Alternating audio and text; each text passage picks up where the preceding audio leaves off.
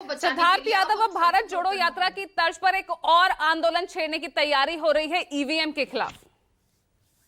देखिए पूजा जी, जब हम स्कूलों में पढ़ते थे तो कुछ प्रकार के छात्र हुआ करते थे। एक प्रकार का छात्र होता था जो कहता था कि नहीं नहीं, मैं पूरी आंसर शीट भर के आया था, मम्मी पापा मेरे को टीचर ने नंबर नहीं दिए, मैं तो पूरा भर के आया था।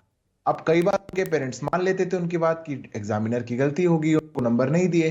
पर कभी शीट निकलवा कर अगर उस बच्चे की देख ली हो तो पता चल जाएगा कि पूरी शीट खाली है।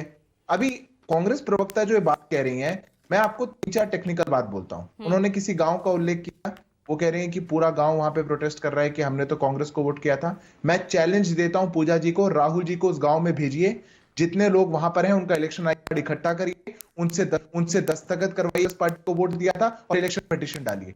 इस देश में इलेक्शन पिटीशन का प्रावधान है, आप लोग क्यों नहीं करते? या ये बातें सिर्फ प्रवक्ताओं को बैठा करके टीवी पे सुनाने के लिए सिखाई गई हैं? राहुल जी वैसे तो कहीं भी जा सकते हैं, खेत में जाकर के एक दिन धान उगा सकते हैं, कहीं जाकर के किसी के साथ पंचर लगा सकते हैं, कहीं फैक्ट्री में जलेबी बनवा सकते हैं। उस गांव में क्यों नहीं जा सकते जो गांव उनको वोट कर रहा है? झारखंड में कोई दिक्कत नहीं हुई, दिक्कत महाराष्ट्र में। पहली बात। दूसरी बात इन्होंने कही कि 10-10%, 8-8, 7-7% मतदान बढ़ जाता है।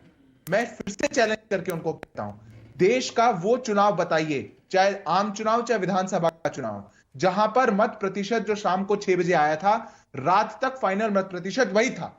इलेक्शन कमीशन जब रिजल्ट निकालता है उसमें एस्ट्रिक लगाता है, वो कहता है कि फाइनल कंसोलिडेटेड डेटा, पूरा डेटा आने के बाद दिया जाएगा। पर इसकी सत्यता कैसे पता चलेगी पूजा जी? फॉर्म 17C नाम की एक चीज होती है। ये फॉर्म 17C हर प्रत्याशी को वोट खत्म होते ही दिया जाता है, किस बूथ पर कितना वोट बदला, फिजिकल कॉपी में साइन करके। अगर किसी बूथ पर एक वोट भी काउंटिंग में बढ़ गया तो प्रत्याशी अपनी फिजिकल कॉपी ले जाकर के जा सकता है। राहुल जी भी चुनाव लड़ते हैं, वो भी अपना फॉर्म 17C लेकर जा सकते हैं, कह सकते हैं कि देखो मेरे बूथ पे आपने कहा था इतने वोट हुए, पर आपने तो वोट बढ़ा दिए। ये संभव नहीं है। अभी बैटरी की बात करी, उसको लेकर के भी देश में प्रावधान है। बैटरी के ऊपर कैंडिडेट का, एजेंट का सिग्नेचर करवाया जाता है। कौन सी बैटरी किस वोटिंग मशीन में जा रही है, ये नंबर उसको दिया जाता है। कौन सी मशीन किस बूथ में रखी जाती है, ये एजेंट के पास नंबर है। ये सब कुछ पब्लिक डोमेन में है पूजा जी। मैंने रिपीट सिर्फ इसलिए किया क्योंकि कांग्रेस पार्टी ने अपने कुछ प्रवक्ताओं और नेताओं को यह काम दिया है कि देश की जितनी भी संस्थाएं हैं उन पर अविश्वास पैदा करिए। जो लोग चुनाव बार बार हारे जा रहे हैं, जनता से नकारे जा रहे हैं। सबसे पहले जो सवाल थे वो आपकी पार्टी की तरफ से उठाए गए थे ना 2009 में हार के बाद। आज आपको ये ईवीएम खूब भा रही है क्योंकि आप लगातार जीत की ओर बढ़ रहे हैं। बात आपने यहाँ झारखंड की करी है तो जितेंद्र आवाड़ कह रहे हैं कि भाई आप तो बैलेंस करने की कोशिश करते हैं कि भैया छोटा चुनाव विपक्ष को दे दिया जाए, बड़ा चुनाव जीत लिया जाए ताकि कोई शक ना हो।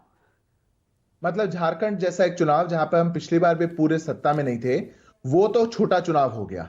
अब झारखंड इनके लिए राज्य छोटा हो गया, झारखंड के लोग कमजोर लोग हो गए। महाराष्ट्र अच्छा हो गया क्योंकि महाराष्ट्र भाजपा जीत गई, महाराष्ट्र का बड़ा चुनाव था, कितनी अच्छी स्ट्रेटेजी हुई। जम्मू कश्मीर तो इनके लिए छोटा चुनाव हो गया।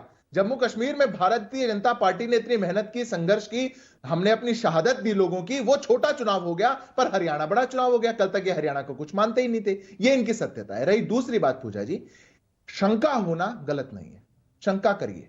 जब आपको शंका के निवारण के लिए बुलाया जाता है तो क्यों नहीं आते? आप एक भी प्रमाण लेकर के कोर्ट में क्यों नहीं जाते? एक भी प्रमाण आप इतने वर्षों में सिद्ध क्यों नहीं कर पा रहे? वीवीपैट आ चुका है, उसका मिलान किया जा रहा है 100%। मैं वही कह रहा हूं पूजा जी, वो छात्र जिसकी शीट खाली हो वो एक बार तो शीट निकलवा के दिखाए कि देखिए मैंने पूरा आंसर शीट भरी थी फिर भी मुझे नंबर नहीं मिले। बिल्कुल, तो फखरुल हसन चंदी यही तो सवाल है ना, सिर्फ सवाल खड़े कर